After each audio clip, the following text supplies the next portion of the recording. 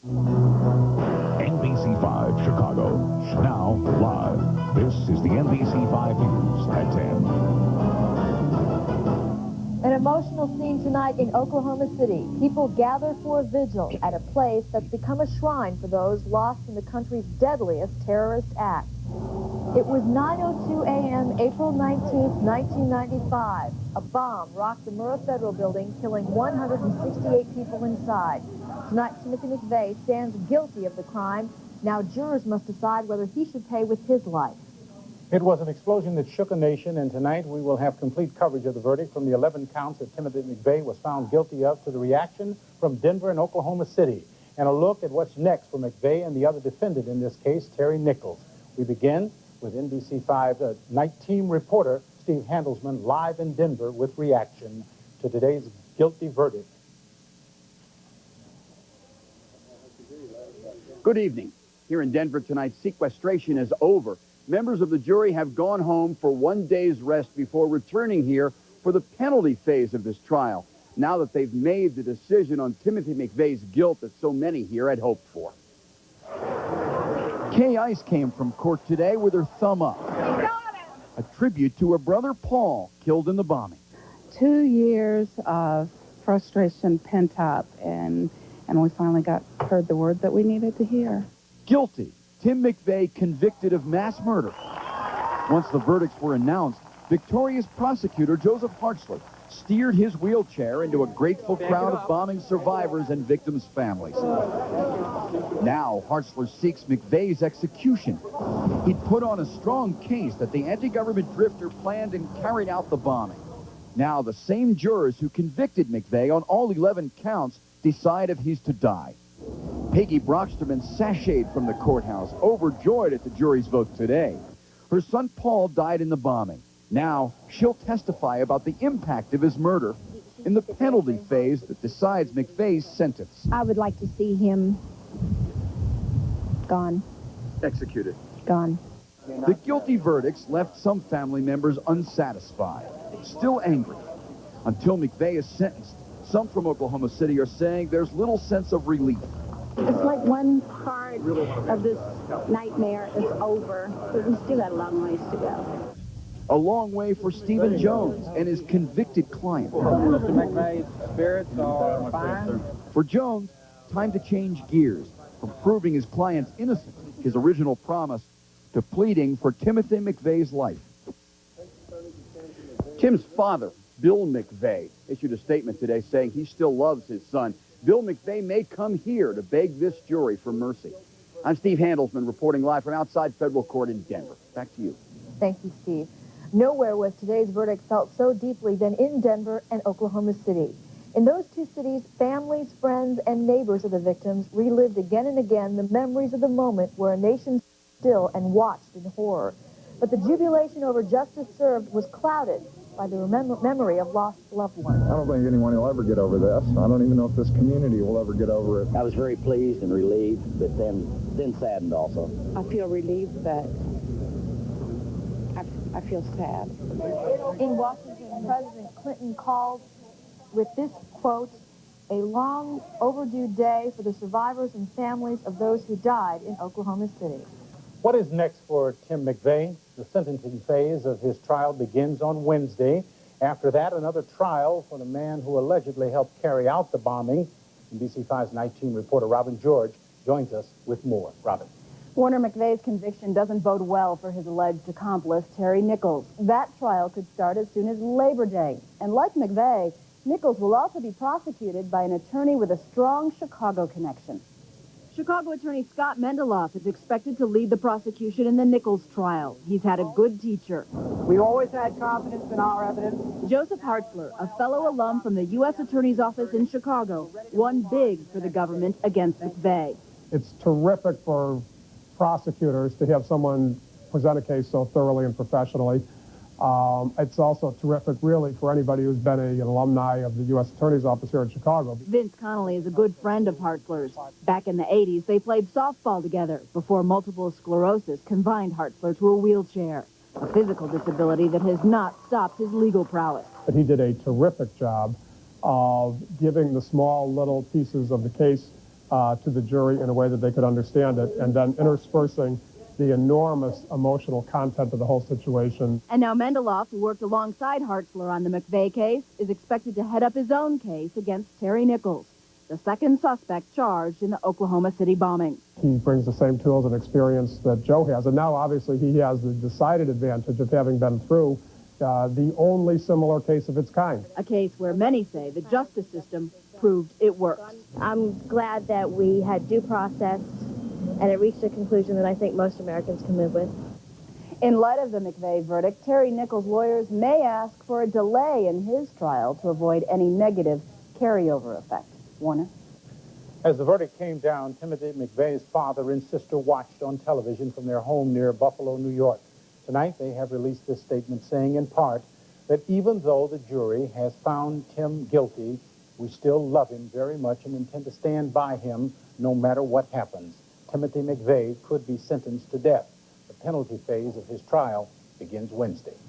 Here in Chicago at this hour, a woman is in surgery after a freak accident involving a commuter train. It happened at the Randolph Street Metro Station where a South Shore train pinned the woman. NBC 5 night team reporter John Mason is at Northwestern Memorial Hospital with the latest. John? Allison, an update now. We are told that Rosetta Prendergast, the victim of this accident, as of about a half hour ago, 25 minutes or so, is now out of surgery, still in critical condition. She was brought here to Northwestern Memorial Hospital between 5 and 5:30. Emergency room doctors first fought to save her life. Then it was a fight to save her legs.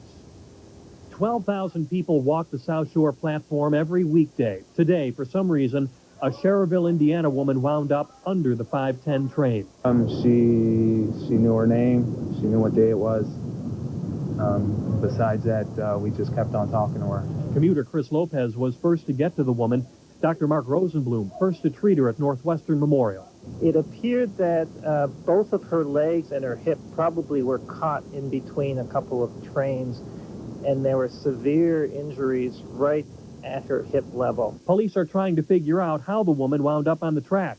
Here in the platforms at the Randolph Street Station, the yellow painted line keeps passengers back. It's about 3 feet away from the edge of the platform, but look between the platform and this South Shore train sitting here on the track. There's about an 18-inch gap. South Shore officials say the woman was not caught between the train and the platform. Train personnel would have seen her. This witness agrees. She was running, waiting for the train. Then she thought the train was leaving. So I think she probably thought the door was open and she fell through the thing from the pavement. And she just got stuck in between.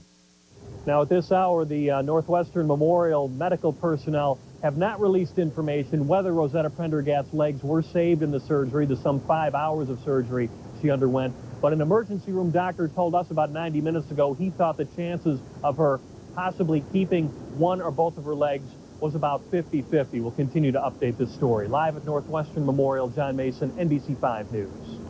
A $1 million bond has been set for a young West Side woman charged with killing a teenage girl in a prom night tragedy. The victim was 17-year-old Osceline Johnson, a senior at Crane Tech High School. Charged in the stabbing is 22-year-old Melanie Boyd. She allegedly was angry that her ex-boyfriend was Johnson's date for the prom. I never thought Melanie was that serious about it. I didn't. Or I'd have took further precautions. She's not some animal. She's not a stalker. She is a young mother who got herself caught in a bad situation. Johnson's family accuses Boyd of stalking Osceline, but Boyd's relatives insist she acted in self-defense. A 22-year-old man is being held without bond tonight in last week's deadly carjacking. Police say the suspect, Granado Brown, has admitted fatally shooting 24-year-old Joseph Jones. Jones was shot when he tried to foil the carjackers by yanking the wheel of his stolen truck. That triggered a chain reaction pileup last Thursday at 57th Street and Lakeshore Drive. 2 other suspects in the case are still being sought by police. The FBI has released a new image of what the suspected killer of Lee Miglin looks like. This is the latest computer-enhanced image of Andrew Cunanan. He is suspected of killing Lee Miglin on May 4th and is wanted for 2 Minneapolis killings and 1 in New Jersey. Canadian authorities are also on the lookout for Cunanan. It's the shot. You know it. You saw it. Ahead on NBC 5, what all the Bulls fans are still buzzing about, Michael Jordan at his best. Later, heavy rains now, a flash flood. Big problems tonight for those living in West Virginia. And next, a high school graduation outing turns dangerous at an amusement park when a water slide collapses. An amusement park water slide collapses after high school seniors on an outing allegedly ignore warnings to go down one at a time. 33 teenagers are injured tonight, at least 7 critically, following that accident in Northern California. Witnesses said some of them fell at least 75 feet when one slide collapsed at the amusement park. Officials say a guard at the top allows only one person at a time to go down the ride, but they say the teens ignored warnings and jumped on altogether. Some of the injured were airlifted to nearby hospitals. One teenager is in extremely critical condition. Tonight, Betty Shabazz, the widow of Malcolm X, clings to life after being burned in a fire. Shabazz is in critical condition with burns covering 80% of her body. People across the country hope she will survive to continue her activism and teaching. I think the one legacy of Betty Shabazz is her warmth and commitment to carry out aspects of the work of her husband, Malcolm X.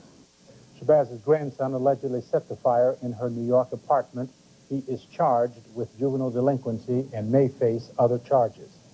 Federal prosecutors produced audio tapes of alleged bribe-taking in the Silver Shovel corruption trial of Chicago Alderman Jesse Evans. The government claims the tapes reveal Evans accepting a series of payoffs. The recordings include an October 1994 exchange between Evans and undercover FBI agent Mark Sophia. So that's a bundle of 1,000, here's another bundle of 1,000, and here's $200 bills, 2,200. Okay, thank you very much, sir. Evans' attorney says the payments he received were campaign contributions. He is asking an appeals court to bar from evidence undercover videotape of the alleged payoffs. Archbishop Francis George makes the last in a series of official welcoming visits throughout the Chicago Archdiocese. Archbishop George celebrated Mass tonight at St. Stanislaus Kostka Parish on West Evergreen Avenue. The evening also included a musical program and a reception following the liturgy. The Archbishop has visited all 6 vicariates, or geographical regions, of the Archdiocese since his May 7th installation ceremony.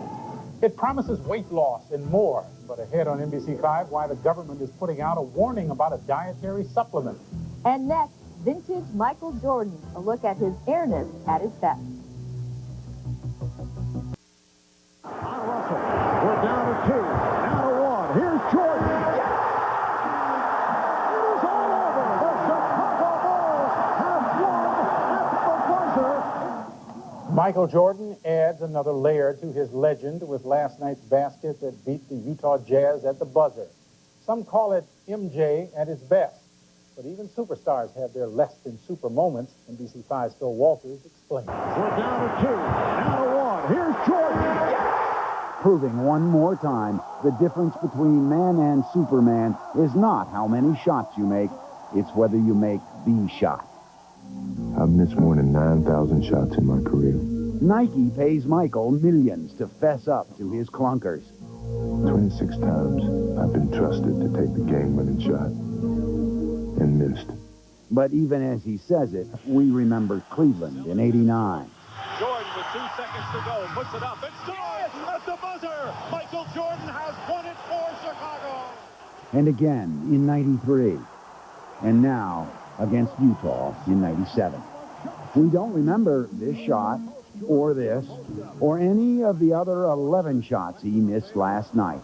I really was thinking about the miss until I made. So, I mean, that's a great redemption. But mere mortals can panic.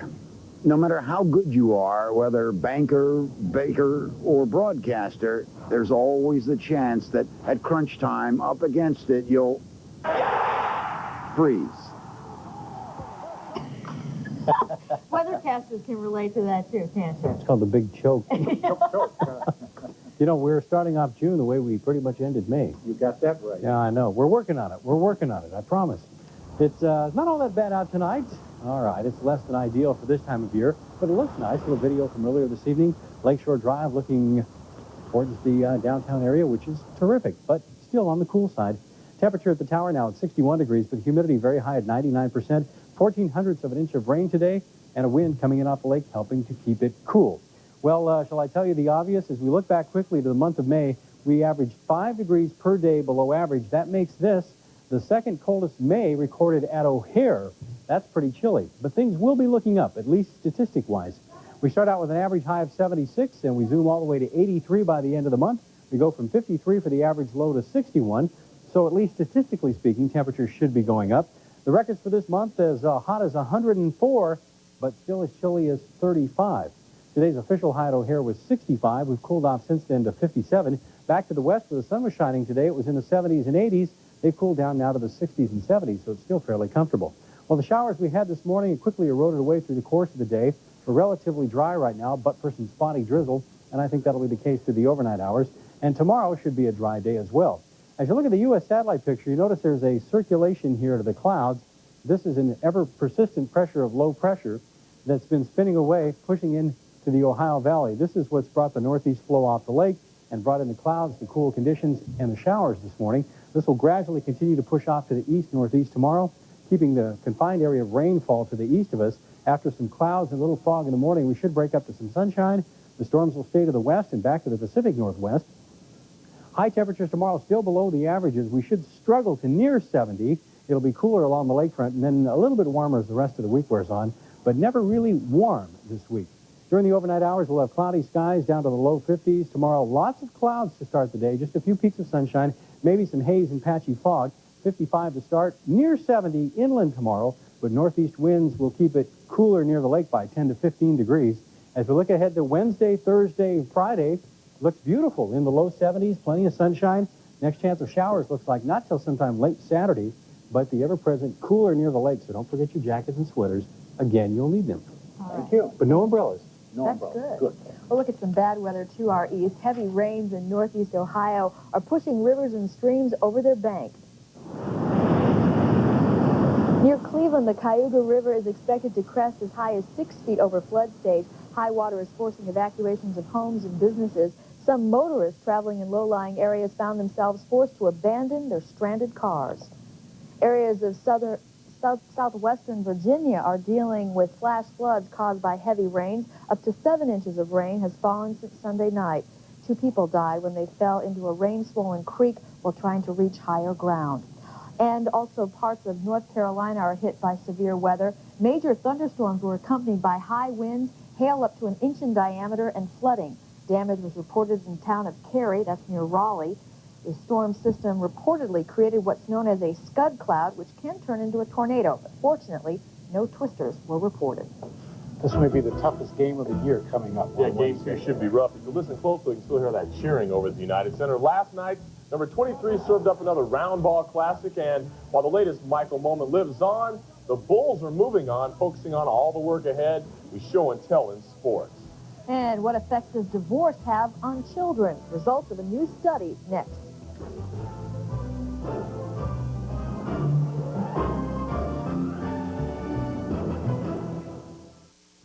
When parents divorce, there are consequences for children, and according to a new study, many future problems. The study says children of divorce have a pattern of drug and alcohol abuse, have less education, and lower earning power than their parents had. Researchers say they studied 60 middle-class families over 25 years. The findings were released at a conference on family and children's rights in California. A warning from the Food and Drug Administration. If you take the dietary supplement ephedrine, you may lose more than just weight. The FDA says the drug has been linked to at least 17 deaths and 800 injuries. As a result, the government wants to dramatically cut the dosage of ephedrine in pills, tablets, and teas that promise to help people lose weight and feel more energetic. Well, let's turn to sports right now. I guess what's on the mind of all of us is dub rules. Absolutely. And even though they say you can never get too much of a good thing, the Bulls have already put last night's Be Like Mike moment in their rearview mirror. That's not because they don't understand how to savor the moment. The world champs simply have more work to be done. Here's Jordan. Here's Jordan. Here's Jordan. It was the shot heard round the hoop world. Mike just being Mike, sticking a game-1 dagger into Utah. What Michael want to prove one and show the world that he's still the greatest player in the world. Yeah. And he did it. What better player would you want the ball in his hands than Michael? And while the entire city of Chicago is grooving on Jordan's good vibrations, the Jazz and the Bulls are leaving Sunday night fever behind. If it is giving us a championship, then great. I talk about it all summer long. But if I see him talk about one shot in the first game, you know, the other games will slip right past us. It's never fun to have that go to sleep at night with that on your mind, but I don't think it kills you.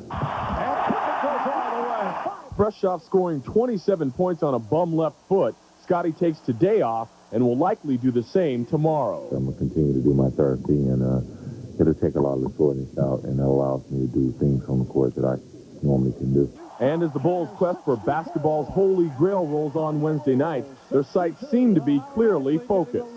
We only have one win, you know, and I don't think it's in our best interest to start patting each other on the back yet. You know, we got 3 more wins, and those are probably the toughest 3 wins that we're going to be able to get all season long.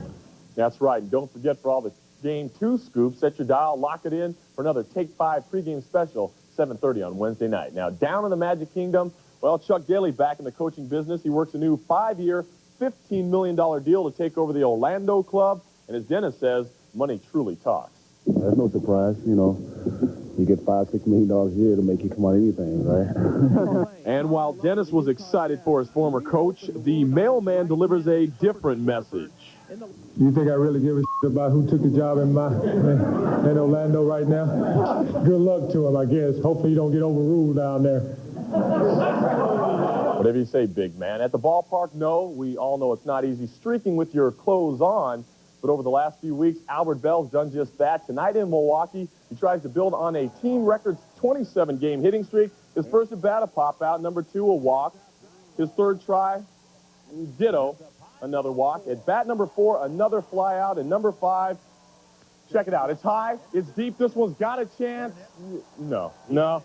Forget about it. Bell 0 for 3 with 2 walks. His hitting streak over at 27 consecutive games. But here we go. Tied up, top of the ninth. Mike Cameron gets into one. It drops in, rolls around. Frank Thomas scores. Lyle Mouton scores. Cameron gets the triple. Right now, bottom of the ninth, Sox lead Milwaukee 8-5. Now, relatively speaking, the Cubs on a serious roll. And they can thank Brant Brown this evening. The left fielder goes 3 for 3, including this solo home run in the 4th. Brown leads them to their first 3-game winning streak. Cubs win 3-2. Other notes to pass, number 2 seed Michael Chang is toast at the French Open, and B.J. Singh takes the title at the Memorial Golf Tourney. To finish things up tonight, a Taiwan Evel Knievel jumps into his car and jumps more than 150 feet.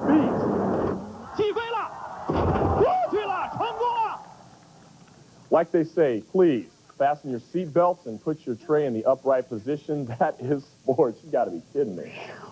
Man. Thanks, John. She is one of the most recognized women in the world, and now you can dress just like her. June 25th, Christie's Auction House in London will sell more than 70 dresses worn by Princess Diana. The dresses went on display today. They were worn by Diana during her 15-year marriage to Prince Charles. How much money will they bring? Sales of the catalog featuring the auction have brought in more than $1 million. And the good news is it's all going to charity. Yes. Well, at Buffalo, you've got to see to believe. That's next. But first, take a look at the lottery numbers.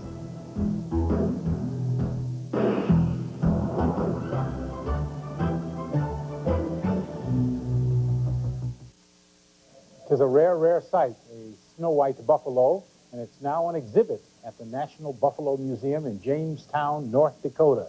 The albino buffalo is a female on loan to the museum for the next 5 years. According to folk tradition, white animals are good luck. And with the horrendous flooding in North Dakota it has endured this year, well, they can use all the luck that they can get. A white buffalo. We just saw one for the first time. That is the news for now. Thank you for joining us. Good night, everybody.